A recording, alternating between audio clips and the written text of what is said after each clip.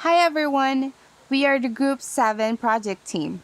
In this video, we are going to show you how to make a simple clown to appear using the assembly language, or also known as TASM. TASM is a great software used by a lot of programmers. Well, as you can see on the video, we are using Notepad++ as our IDE. Next off is to type in the exact syntax as per shown on the PC screen. As per the construction of the image of the clown, you must not use the tab button because it will disrupt the positioning of the asterisk. After typing in all the strings, then you proceed to the bottom part syntax, which is pretty much the same over and over again until you reach the final string, which has a different syntax to the end. After inputting all of that codes, save the Notepad++ as filename.asm,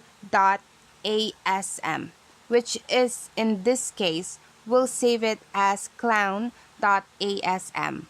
Note that you must save the file within the TASM folder, which is located default at the program files. After doing so, press the button to save your file. Launch the TASM application. An MS-DOS window will pop up, and you're ready to reveal your clown. First, type in TASM filename.asm. Press enter. Type in t-link filename. Press enter. Then lastly, type in the file name one last time. And there you have it.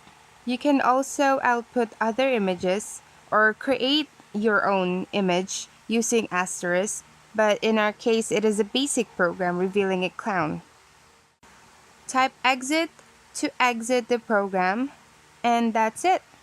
Thank you for watching, and I hope you enjoyed.